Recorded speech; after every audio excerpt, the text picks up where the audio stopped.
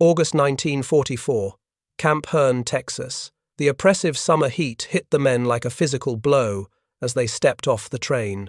For Oberleutnant Klaus Richter and the other veterans of the Afrika Korps, this was the final humiliation. Defeated on the battlefield, shipped across an ocean, and now paraded under the unforgiving Texas sun, they expected the worst. Their minds, conditioned by years of propaganda, were braced for the filth, disease, and brutality they believed were standard in a decadent America. They were prepared for a prison. They were not prepared for what they were about to find. After being processed, they were marched not to lice-infested tents, but to a clean, orderly concrete building. A guard barked an order: strip and enter the showers. Richter braced himself, expecting a blast of icy, low-pressure water to complete their degradation. He reached for the simple metal knob and turned it. The shock was not electric. It was thermal, and it was absolute. A powerful, seemingly endless stream of steaming hot water hammered down on him. He stood motionless, watching as the grime and filth of the European battlefields washed away, and with it, the first layer of his ideological certainty. This simple act was an impossibility. Hot water on demand was a forgotten luxury in the bombed-out, fuel-starved cities of the Reich, a privilege reserved for the highest party elite. Yet here, in a remote camp for its enemies, America provided it as a basic standard. This wasn't just a shower. It was a demonstration of a logistical and resource capacity beyond comprehension. This is the story of how that first encounter with hot water began an education that would prove an unbelievable truth. For the soldiers of the Third Reich, this American prison camp would be a better, safer, and more civilized home than the one they had fought to defend. As the steam of the hot shower filled the small concrete room in Texas, for Oberleutnant Klaus Richter, it triggered a memory not of comfort, but of a world where such a simple luxury had become an impossible dream. His mind flashed back across the Atlantic, to the home he and his men had been fighting to defend. The Germany of 1944 was not the triumphant, glorious empire promised by propaganda. It was a civilization in the painful throes of collapse. The concept of home had been systematically dismantled, not just by enemy armies, but by the grinding, daily reality of total war. The sky itself had become the enemy. Day and night, the wail of air raid sirens was the soundtrack to civilian life, a constant harbinger of death and destruction from above. For Richter's family in Berlin, life had become a subterranean existence, spent huddled in damp, crowded cellars, listening to the thunder of Allied bomber formations overhead. They would emerge after the all-clear signal not to sunlight, but to a sky thick with smoke and the smell of burning cities. The landscape of home had become a surreal vista of pulverized buildings and mountains of rubble, where the so-called Trümmerfrauen, the rubble women, worked tirelessly with their bare hands to clear the debris of what were once their neighborhoods. Survival was a desperate, daily battle against scarcity. The official food ration, when had shrunk to a grim collection of potatoes, coarse black bread, and watery soup. Meat was a distant memory. Real coffee had been replaced by ersatz brews made from roasted acorns and barley. As winter approached, the greatest fear was the cold, with coal for heating being almost non-existent. Richter thought of his parents shivering in their apartment, their reality a world away from the endless hot water he now stood in. The infrastructure of a modern nation was crumbling. Electricity was intermittent, running water was unreliable, and the basic certainties of a civilized life had vanished. This was the grim reality that stood in stark contrast to the official broadcasts from Dr. Goebbels, which still spoke of wonder weapons and imminent final victory. The German soldier was fighting for a home that, in many ways, no longer existed. It was a place of hunger, fear, and darkness. Understanding this reality is the key to understanding what came next. It is the crucial context needed to comprehend why, for Klaus Richter and thousands like him, the clean, orderly, and well-supplied American prison camp would feel less like a prison and more like a sanctuary. Clean, but still a captive, Oberleutnant Klaus Richter was marched from the showers toward what he assumed would be the true beginning of his misery: the living quarters. His mind, steeped in the harsh realities of war, conjured images of what a prison camp should be. He pictured muddy fields surrounded by barbed wire, lice-infested tents flapping in the wind, or perhaps overcrowded cages where men were treated like animals. He steeled himself for the stench of unwashed bodies and the despair of men stripped of their dignity. This, he believed, was the universal reality of a prisoner of war. The hot shower had been a strange anomaly, a final comfort before the inevitable descent into squalor. He was about to learn that in America, even the basic standards of captivity were built upon a foundation of shocking industrial power. As his group rounded the corner of a supply building, the sight before him stopped him in his tracks. There was no muddy field. Instead, he saw what looked like a small, orderly town. A wide, clean street was lined with long, sturdy wooden buildings, arranged in perfect military precision. These were not tents or shacks. They were proper structures, built on foundations, with pitched roofs and rows of glass windows that glinted in the Texas sun. The air didn't carry the smell of decay and despair he expected. It smelled of fresh, cut pine wood and dry earth. The contrast with the world he had just left, the rubble-strewn, smoke-choked cities of Germany, was so profound, so immediate, that it felt like a hallucination. He stepped inside his assigned barracks, and the disbelief deepened. He saw neat rows of beds, each with a proper mattress and 2 thick wool blankets. In the center of the room stood a large pot-belly stove for heat. It was simple, functional, yet built with a level of quality that was staggering. He later learned the truth behind their construction. A single camp like this, designed to house several thousand prisoners, was often built from scratch in just 3 or 4 months. It was constructed using more high-quality lumber than was available for all civilian reconstruction in an entire German province for a year. This wasn't just a prison, it was a testament to a logistical and resource capacity that defied his imagination. He sat on the edge of his bed, the clean wool rough against his skin, and a devastating thought solidified in his mind. This was not a temporary cage. This was a house, better built and better heated than his own family's apartment in Berlin. The Americans, they built better homes for their enemies than the Reich could for its own people. He finally understood the meaning of total war. It wasn't about who had the fiercest soldiers, but who could build the better prison. And in that contest, Germany had already catastrophically lost. The solid, well-built barracks provided a shocking level of physical comfort, but it was the next discovery that began to attack a deeper, more fundamental part of the German psyche. For a soldier, life is stripped down to its essentials, and nothing is more essential or more grim than daily sanitation. Klaus Richter, like every man who had served on the front lines, was intimately familiar with the brutal reality of it. Crude latrine pits dug into frozen earth, the overwhelming stench of dysentery, and the constant, ever-present threat of diseases that could kill a man as surely as a bullet. He expected the American camp's facilities to be a slightly more organized version of this same filth and degradation. He was prepared for the primitive conditions of a captive. He was not prepared for a miracle of modern engineering. He was directed to a long, separate building designated as the latrine. As he pushed open the door, the first shock was not what he saw, but what he didn't see or smell. There was no filth. There was no stench. The air smelled of disinfectant and cool concrete. Before him were not trenches or buckets, but rows of gleaming white porcelain fixtures, flush toilets. Next to them, a long line of sinks, each with 2 metal faucets. He turned one, and clean, running water flowed freely. He turned the other, and to his utter disbelief, it ran hot. This was not a primitive latrine, it was a temple of hygiene, built with a level of quality and cleanliness that surpassed what was available in many civilian homes in the heart of Berlin. For men who had spent years associating sanitation with filth and disease, this clean, orderly, and effortlessly functioning system was profoundly disorienting. But the true wow factor wasn't the toilets themselves. It was the invisible infrastructure they represented. This wasn't just plumbing, this was a statement of overwhelming logistical power. To build this facility, the Americans had manufactured and transported tons of porcelain and steel into the middle of the Texas wilderness. They had laid miles of underground pipes, engineered a complex sewer system, and constructed a water purification plant capable of serving a small city, all for their captured enemies.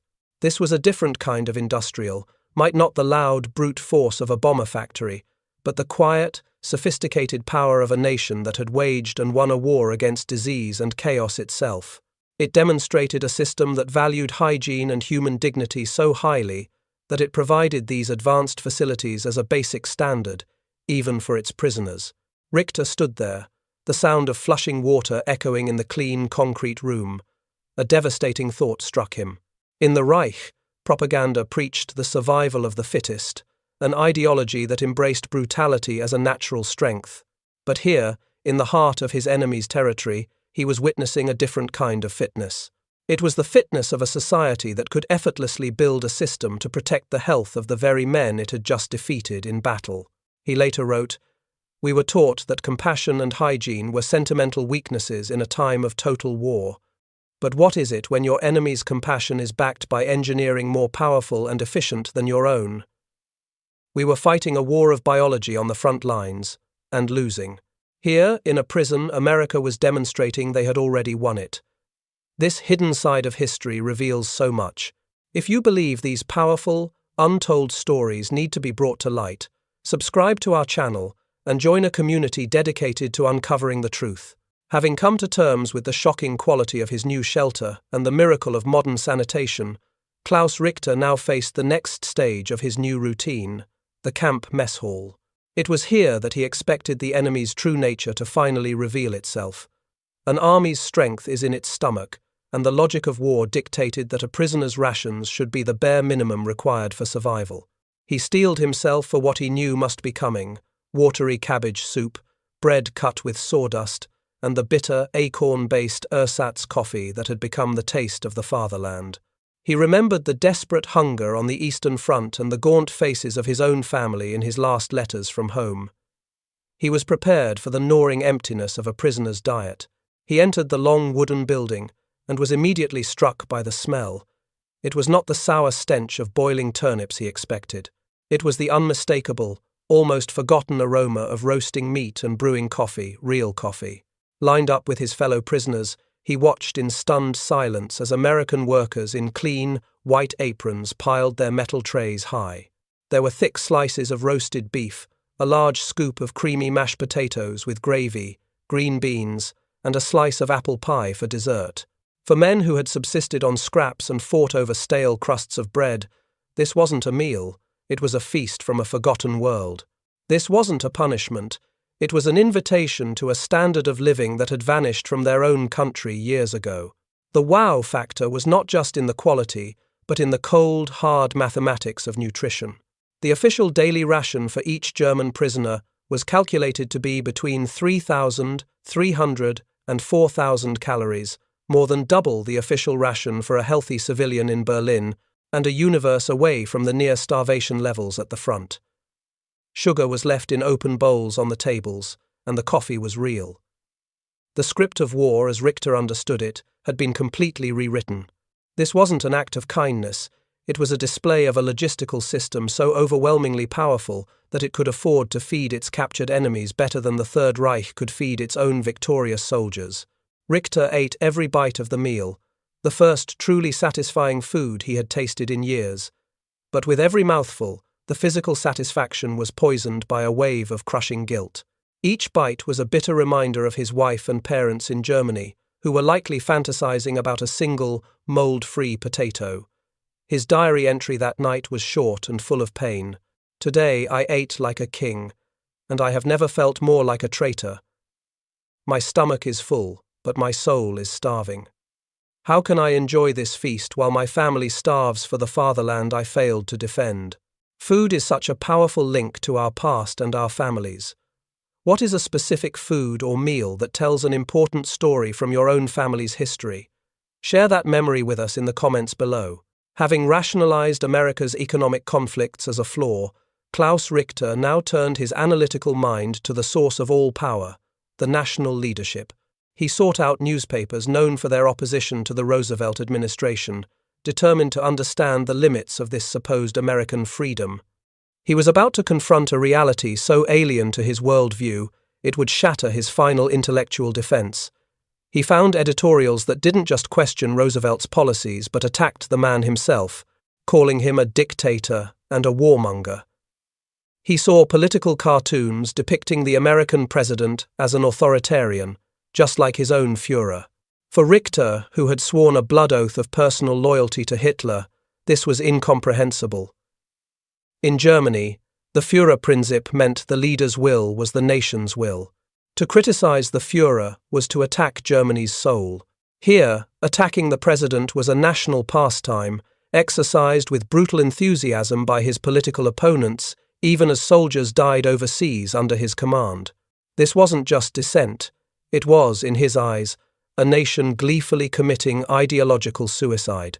But the most devastating revelation was learning that America would hold a fully contested presidential election in November 1944. The concept was staggering. In the middle of the greatest war in human history, the American people could vote to fire their commander-in-chief. Roosevelt would have to pause from directing global strategy to campaign against a rival, Thomas Dewey, who would publicly declare that the president was incompetent and that he could win the war better. For Richter, who knew only the staged 99% approval referendums for his own leader, this democratic process was the very definition of national suicide. It was a level of internal conflict that, according to everything he had been taught, should have guaranteed a swift and total collapse. That evening his prior conclusions vanished. He now saw that the strikes and local arguments he had dismissed as chaos were not random acts. They were symptoms of a system built on the very principle of conflict. He realized with a chilling certainty that the unity he prized so highly was a brittle facade, enforced by fear, while the Americans derived an impossible strength from the chaos itself. His diary entry reflected his final, terrifying conclusion. "We are not fighting a nation. We are fighting an idea that we cannot comprehend. An idea that feeds on disagreement and grows stronger from internal conflict. By every law of logic, they should have already collapsed. The fact that they have not, the fact that they are conquering the world, means our entire foundation is a lie. We have already lost." Having seen his beliefs in political and economic unity shattered, Oberleutnant Klaus Richter now examined America through the last and most sacred lens of his Nazi worldview, the ideology of racial purity. For his entire life, he had been taught that a nation's strength was a direct product of its racial homogeneity. Goebbels' propaganda had relentlessly insisted that America, a mongrel nation of mixed races, was inherently degenerate, chaotic, and biologically incapable of greatness. Now, seeking to make sense of the chaos he had witnessed, Richter began to search the American newspapers for evidence of this racial rot, certain that here, at last, he would find the ultimate proof of America's inherent weakness. At first, what he found seemed to confirm everything he had been taught. He read shocking reports about the rigid system of Jim Crow segregation in the southern states, where black Americans were legally treated as second-class citizens. He read about lynchings, about simmering racial tensions in northern industrial cities, and about the violent race riot that had erupted in Detroit in 1943, a conflict that required federal troops to restore order. From Richter's perspective, this was the ultimate validation of his beliefs. The propaganda was true. This nation was not unified. It was a society at war with itself, torn apart by the very racial impurity that the Third Reich sought to eliminate. To his mind, a nation so internally fractured along racial lines could never triumph. This, he thought, was the fatal weakness that would inevitably lead to America's collapse. But as he read further, he stumbled upon the most profound and destabilizing paradox of all. Alongside the articles detailing the horrors of racism, he found editorials and columns from American citizens, both black and white, fiercely condemning it. He learned of a movement within the African American community called the Double V Campaign, a patriotic call for a double victory: victory against fascism abroad and victory against racism at home.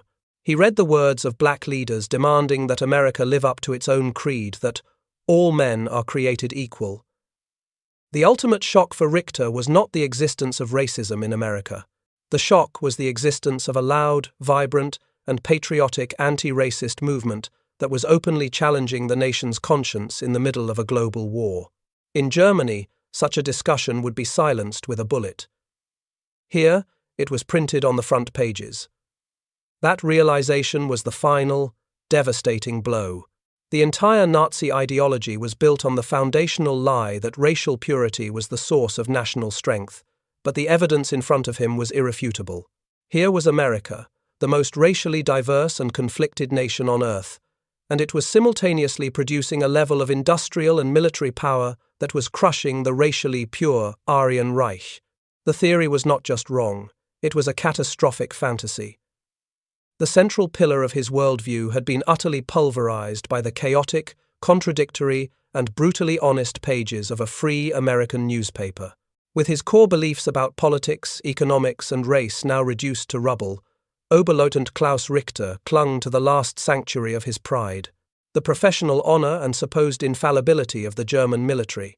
He had been raised on the myth of the Wehrmacht's invincibility, a narrative meticulously crafted by Goebbels, where defeats were state secrets and setbacks were spun into tales of heroic, strategic withdrawals.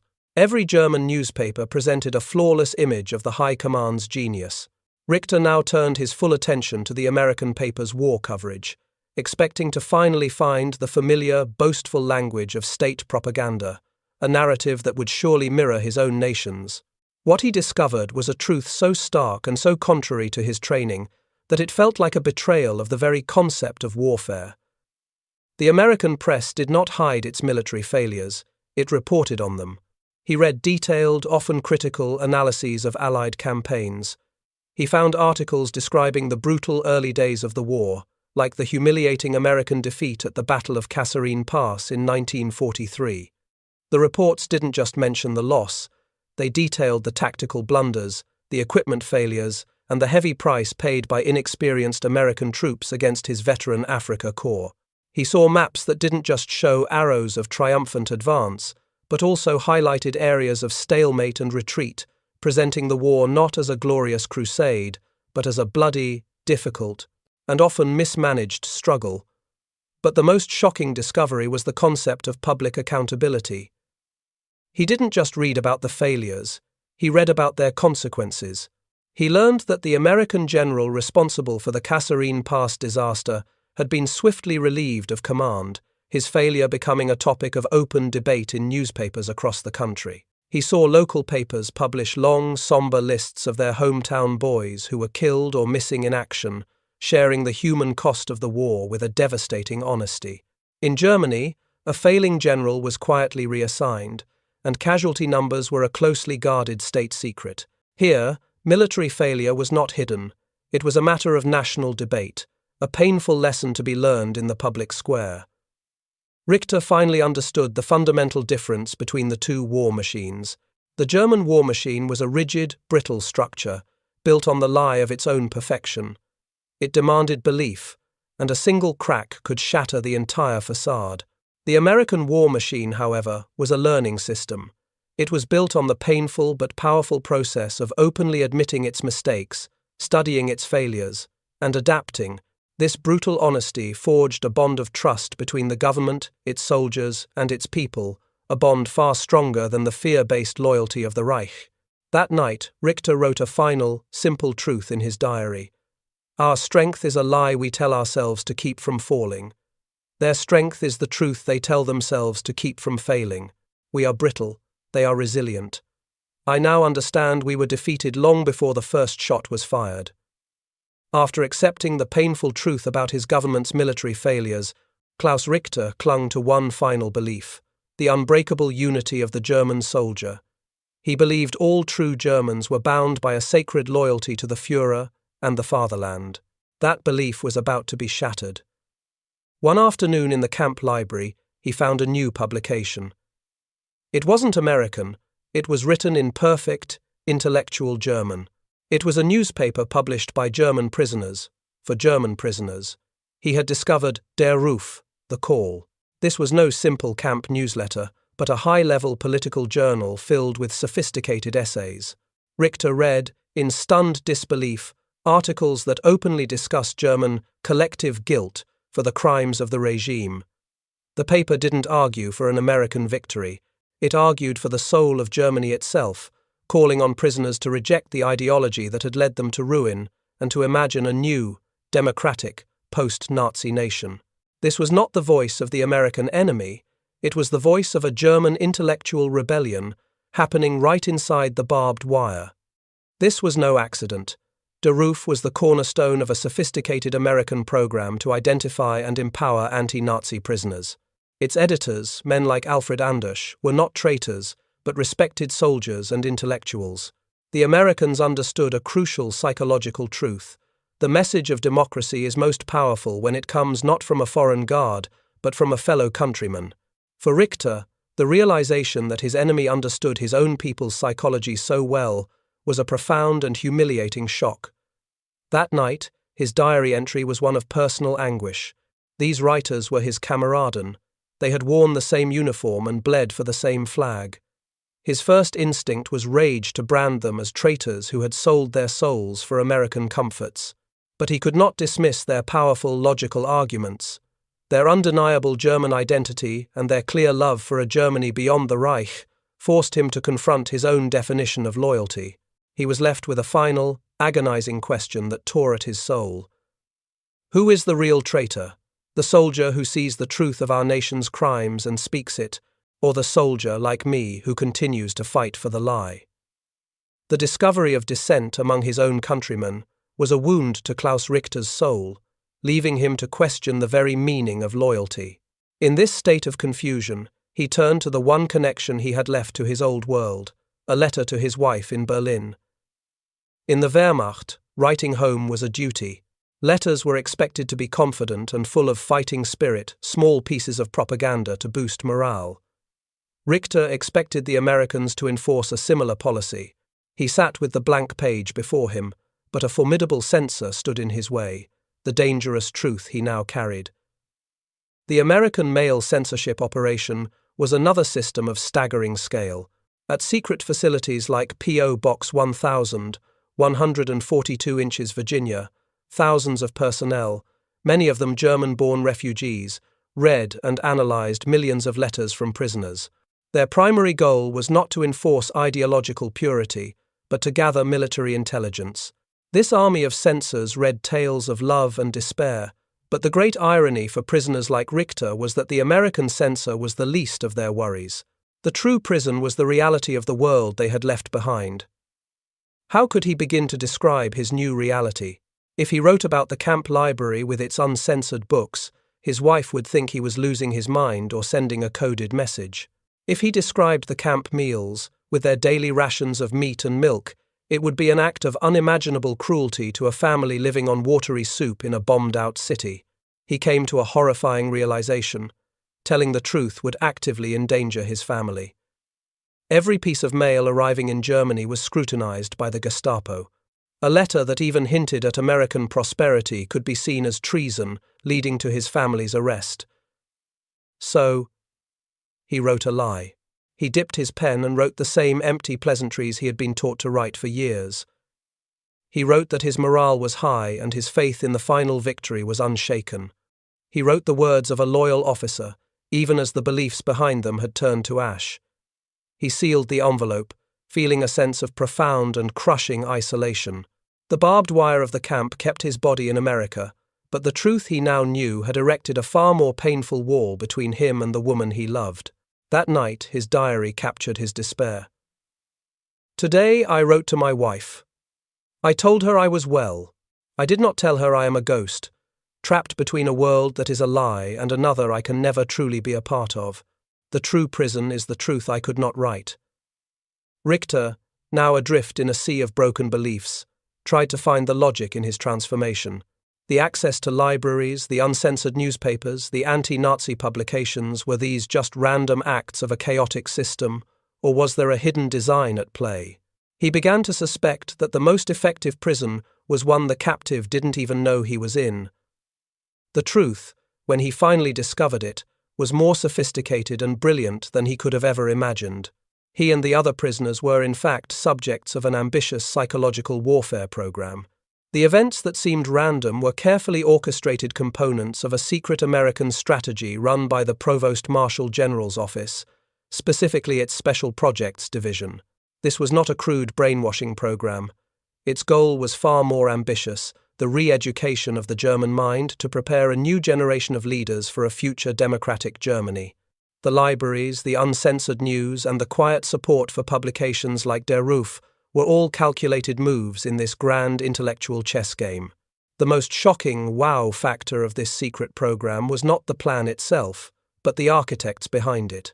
The strategy was designed and often implemented by a group the Third Reich had foolishly exiled: German, American academics and social scientists, many of them German Jews who had fled Hitler's regime. These intellectual giants were now using their intimate understanding of the German psyche to systematically dismantle the Nazi mind from across the ocean. The very minds the Nazis had deemed inferior and sought to exterminate were now the architects of their ideological defeat. Their weapon was not crude propaganda, but sophisticated social psychology.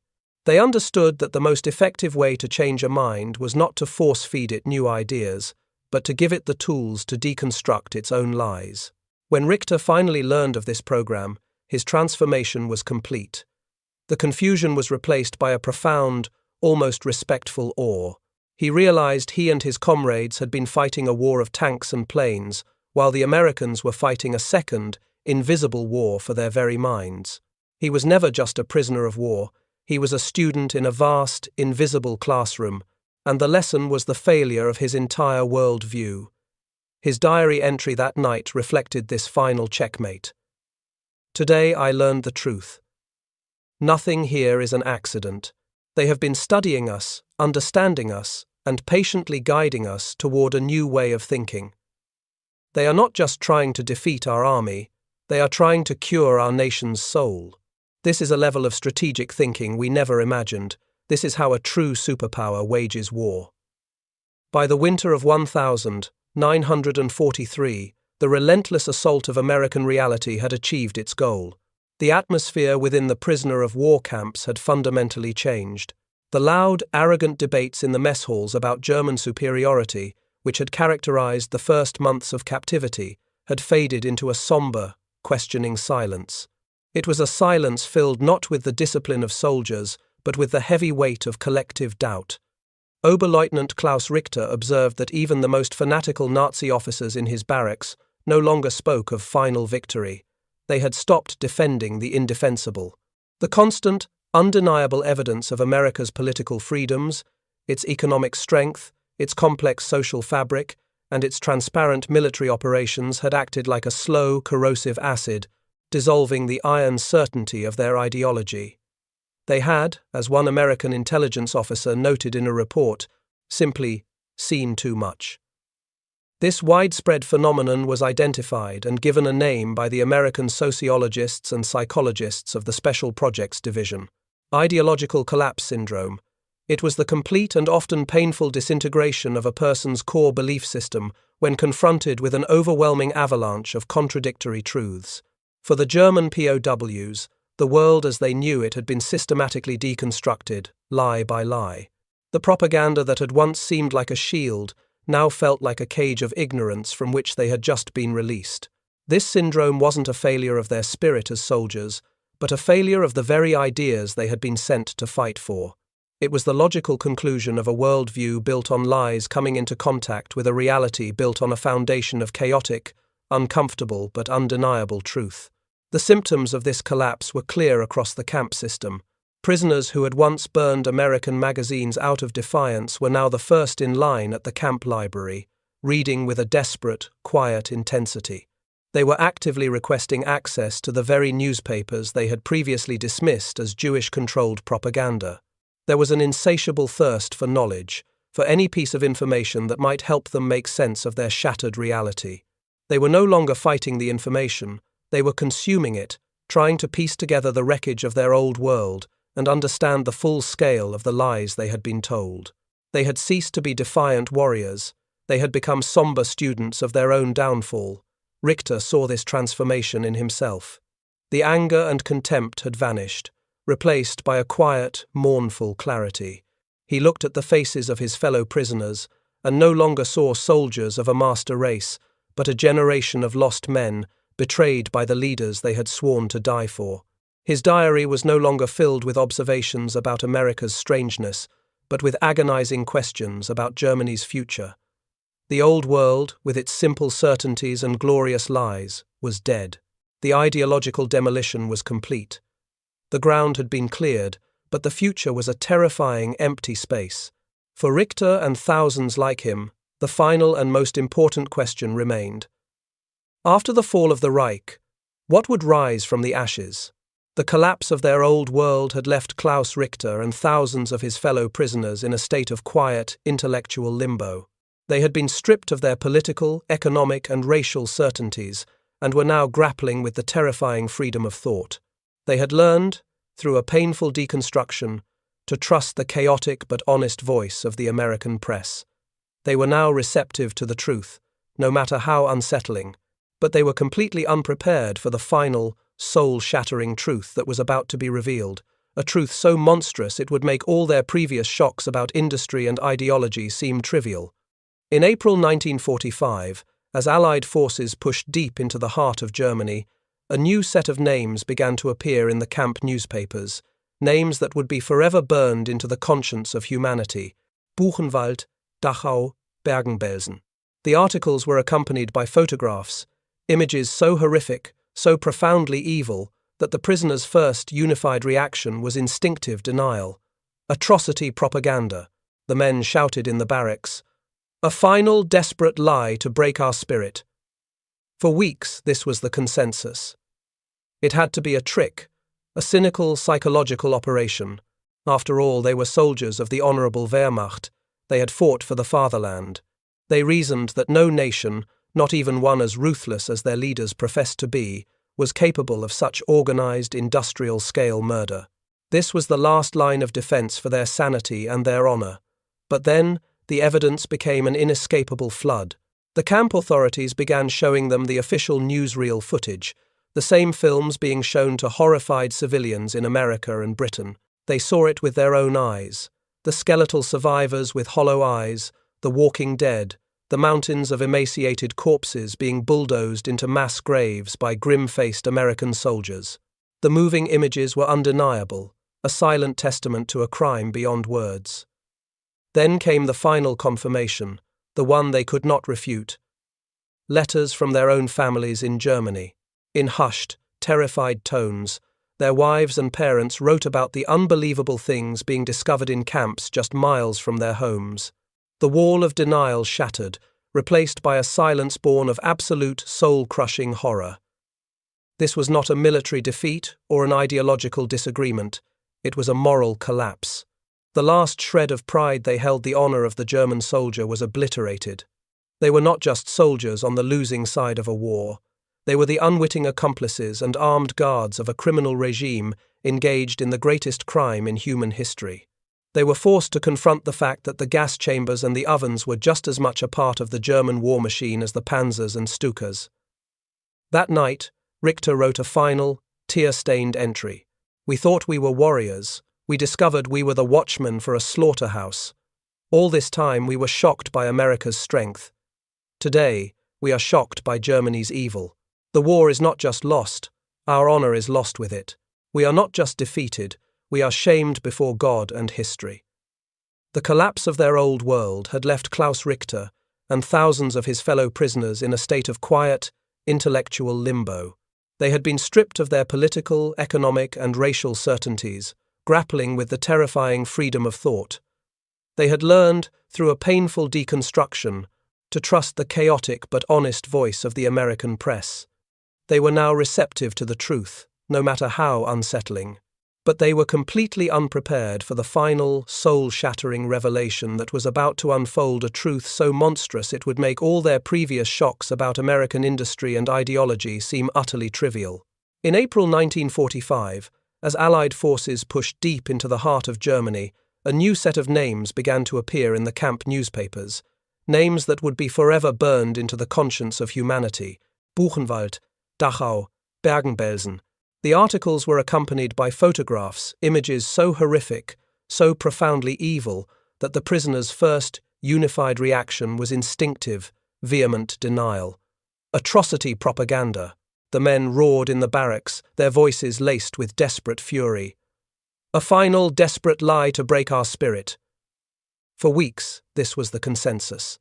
It had to be a trick, a cynical psychological operation.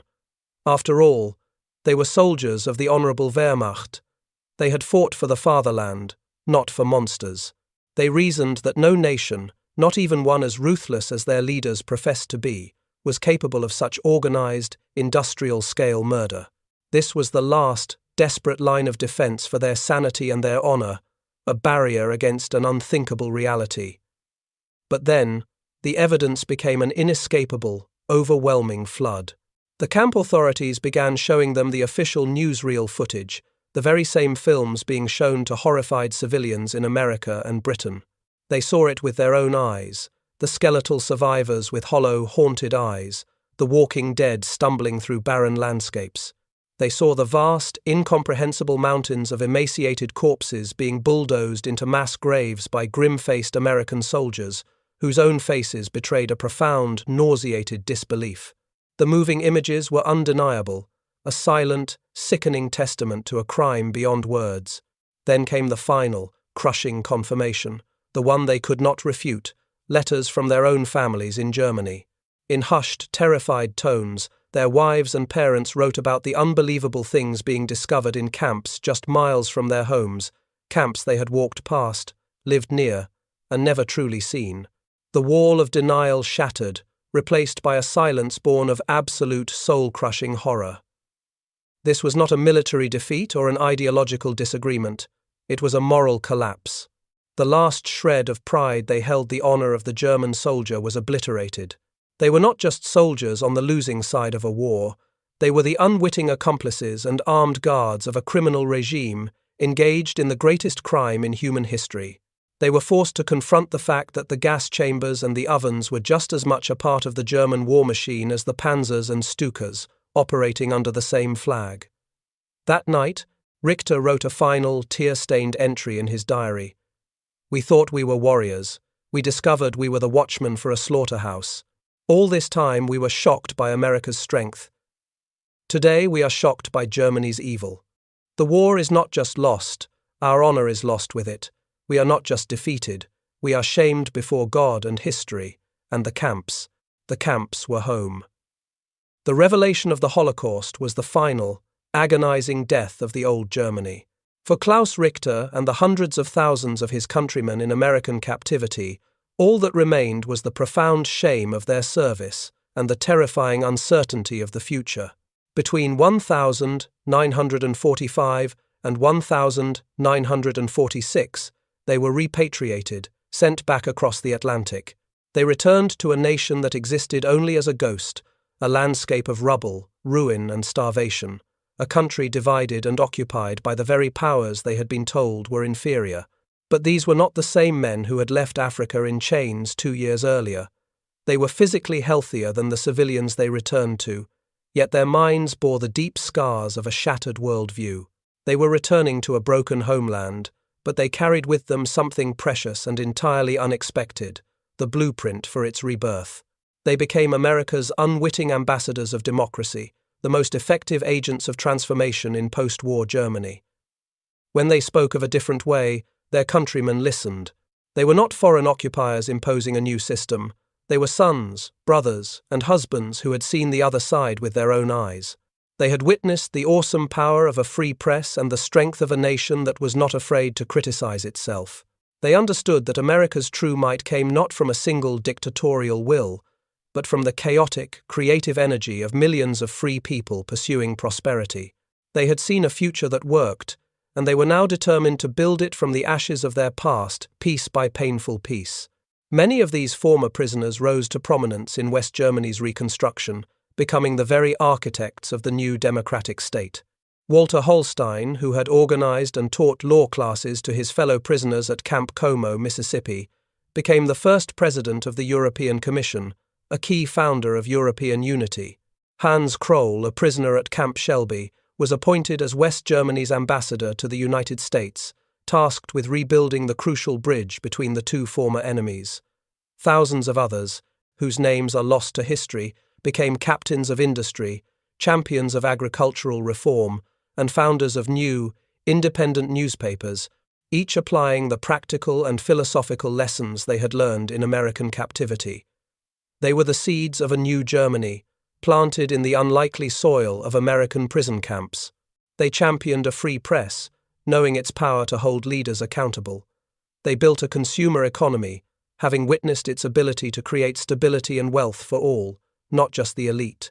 The German Wirtschaftswunder, the economic miracle that saw West Germany rise from the rubble to become an economic superpower in the 1950 seconds, was built in part on the lessons learned in the United States.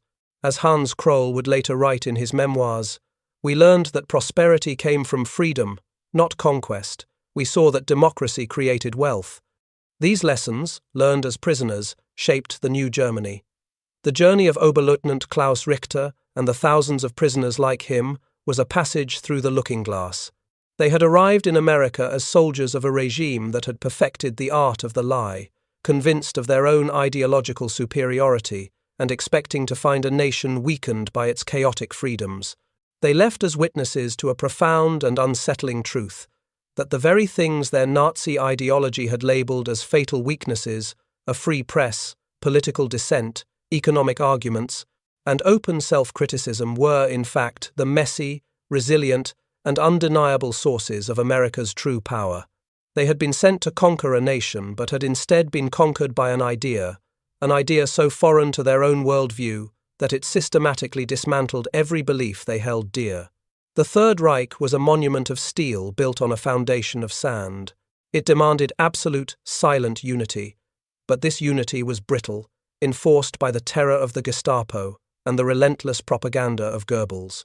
It projected an image of perfect, unwavering strength, but it was a strength that could not withstand the slightest crack of doubt or the faintest whisper of dissent. The Nazi system, by silencing all criticism, had made itself blind. It was incapable of adapting, incapable of learning from its mistakes, and ultimately incapable of seeing the world as it truly was. It was a system perfectly designed to dominate a world of simple, brutal force, but it was catastrophically unprepared for an enemy whose greatest strength was not its uniformity, but its complexity. America, they discovered, was the opposite. It was not a perfect monument, but a raging, chaotic storm of competing ideas and conflicting truths. It was a nation that put its flaws on the front page for all to see, a nation that argued with itself in the midst of a total war. It was a society strong enough to not only tolerate dissent but to see it as a vital, life-giving part of its existence. The Germans had believed that a nation at war with itself could not possibly win a war against others. They were wrong. They learned that a nation that constantly wrestled with its own conscience, that openly debated its failures and shortcomings, was infinitely more resilient than one that had silenced its own people into a fragile, artificial unity. The ultimate secret weapon in America's arsenal was never a tank, a plane, or even the atomic bomb. It was the First Amendment. It was the messy, inefficient, but unbreakable power of a free society to self-correct. The most powerful form of propaganda, they learned, was no propaganda at all, just the raw, uncensored, and often ugly truth. The lies that had so shocked Klaus Richter in the American newspapers, the criticism of the president, the reports of strikes, the admission of military setbacks were, in the end, the ultimate proof of a nation's confidence. They had learned that the most dangerous lies were not the ones they were allowed to read in the American newspapers, but the ones they had been forced to believe their entire lives. The journey of the German POWs was a passage through the looking glass. They arrived as soldiers of a regime that demanded blind faith in a single, perfect truth, only to be confronted by a nation that drew its strength not from perfection, but from its chaotic, open, and honest embrace of its own flaws. They learned that the ultimate secret weapon in a nation's arsenal is not propaganda, but the freedom to confront uncomfortable truths. In the end, the most dangerous lies were not the ones they were allowed to read in the American newspapers, but the ones they had been forced to believe their entire lives. This channel is dedicated to uncovering the hidden psychological battles behind history's most pivotal events. The story you've just seen is one of many. Every week, we explore another forgotten chapter, another secret that changes the way you see the world. If you believe, as we do, that understanding the past is the key to understanding ourselves, then you belong here. Don't miss the next investigation. To become part of this community of truth seekers and ensure you never miss a story, Hit that subscribe button right now and turn on all notifications. The next chapter of history is waiting.